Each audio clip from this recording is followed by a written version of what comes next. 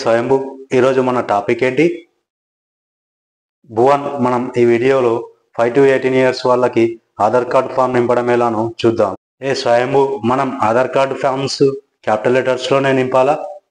మనం ఏ Aadhaar card form నింపేటప్పుడైనా 5 to 18 years వాళ్ళకు 18 years above and 0 to 5 years ఎవరికైనా కానీ ఎప్పుడైనా ఫామ్లో మనం క్యాపిటల్ లెటర్స్లో నింపాలి.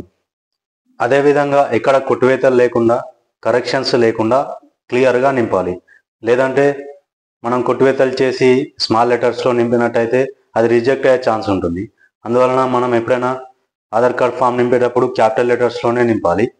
అదేవిధంగా ఎక్కడ కొట్టువేతలు లేకుండా క్లియర్గా నింపాలి. స్మాల్ లెటర్స్లో అయినా రాసేటప్పుడు చిక్కు రైటింగ్ రాస్తాం, మళ్ళీ అది రిజెక్ట్ అయ్యే ఛాన్స్ ఉంటుంది. కాబట్టి ఎప్పుడైనా ప్రతిసారి క్యాపిటల్ లెటర్స్లోనే నింపాలి, క్లియర్గా రాయాలి. మీరు ఏ డాక్యుమెంట్ అయితే సబ్మిట్ చేస్తున్నారో ఆ డాక్యుమెంట్లో ఉన్న విధంగానే నేమ్ కానీ, డేట్ ఆఫ్ బర్త్ కానీ, అడ్రస్ కానీ నింపాలి. వేరే రకంగా నింపినట్టయితే అది రిజెక్ట్ అయ్యే ఛాన్స్ ఉంటుంది. ఒకవేళ డేట్ ఆఫ్ బర్త్ చేంజ్ చేసినట్టయితే డేట్ ఆఫ్ బర్త్ మీ డాక్యుమెంట్లో ఏ విధంగా ఉందో అదే విధంగా నింపాలి. ఓల్డ్ డేట్ ఆఫ్ బర్త్ నింపి మళ్ళీ డాక్యుమెంట్లో వేరే ఉంటే రిజెక్ట్ అయ్యే ఛాన్స్ ఉంటుంది. ఎప్పుడైనా మనం సబ్మిట్ చేసే సర్టిఫికెట్లో ఉన్నట్టుగానే ఫామ్ అనేది నింపాలి. ఓకే స్వయంభు, ఎలా నింపాలో చూద్దాం మరి. హాయ్ ఫ్రెండ్స్, ఈ వీడియోలో మనం 5 years above and 18 years below వాళ్ళకి ఫామ్ ఎలా నింపాలో చూద్దాం. ముందుగా ఈ ఫామ్ అనేది క్యాపిటల్ లెటర్స్లో నింపాలని ఇక్కడ ఉంటుంది. మనం ఈ ఫామ్లో కొట్టువేతలు లేకుండా క్యాపిటల్ లెటర్స్లో నింపాలి. ముందుగా అప్డేట్ అని క్లిక్ చేసి రెసిడెంట్ ఇండియా అని క్లిక్ చేయాలి. తర్వాత నేమ్ అనే దగ్గర క్యాపిటల్ లెటర్స్లో నేమ్ అనేది రాయాలి. ఇది ఎగ్జాంపుల్గా రాశాను. ఇలా మిస్టేక్స్ లేకుండా క్లియర్గా రాయాలి. మీరు క్యాపిటల్ లెటర్స్లోనే రాయాలి, స్మాల్ లెటర్స్లో రాయకూడదు. ఇక్కడ క్యాపిటల్ లెటర్స్లో నేమ్ రాయాలి. ఇక్కడ మీ యొక్క జెండర్ సెలెక్ట్ చేయండి.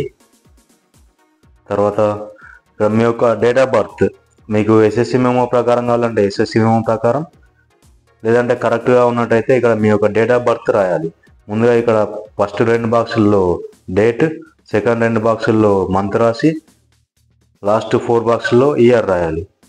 ఓకే, ఇక్కడ ఏజ్ మీకు ఐడియా ఉన్నట్టయితే రాయొచ్చు, లేదా ఇక్కడ విడిచిపెట్టేయచ్చు.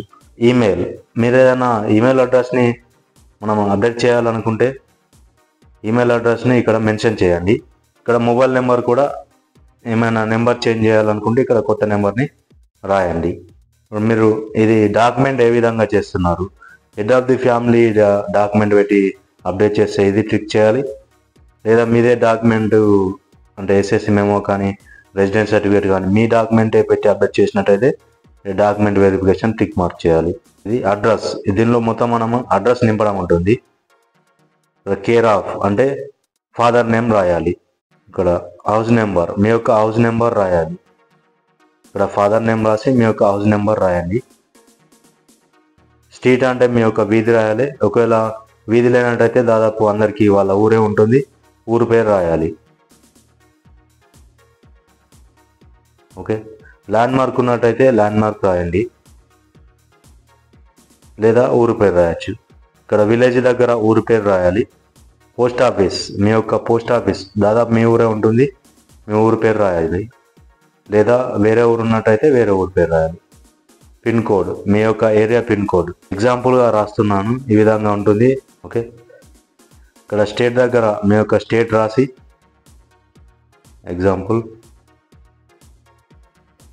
డిస్టిక్ దగ్గర మీ యొక్క డిస్టిక్ రాయండి,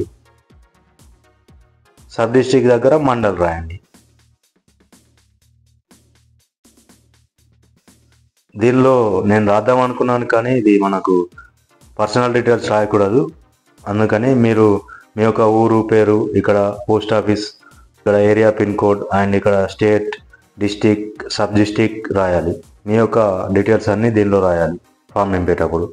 ఇక్కడ మీరు ఏ డాక్యుమెంట్ అయితే ప్రూఫ్గా పెడుతున్నారో అవి టిక్ మార్క్ చేయాలి. ఒకవేళ పేరు చేసేందుకు ఎస్ఎస్సి మెమో పెడితే పిఓఐ అని క్లిక్ చేయాలి. పిఓఐ అంటే ప్రూఫ్ ఆఫ్ ఐడెంటిటీ, అంటే మీరు నేమ్ ఏదైనా చేంజ్ చేయాలంటే ఆ ప్రూఫ్ అనేది ఇక్కడ మీరు ఏది నేమ్ చేసేందుకు ప్రూఫ్గా పెడుతున్నారో ఆ ప్రూఫ్ నేమ్ ఇక్కడ రాయాలి. అంటే మార్క్ షీట్ కావచ్చు, ఓటర్ ఐడి కావచ్చు, లేదా పాన్ కార్డ్ కావచ్చు, అలాంటివి మీరు పేరు చేసేందుకు ఇక్కడ పెడుతున్నట్టయితే వాటి పేరు రాయండి. మీరు ఏ ప్రూఫ్ డాక్యుమెంట్గా పెడుతున్నారు.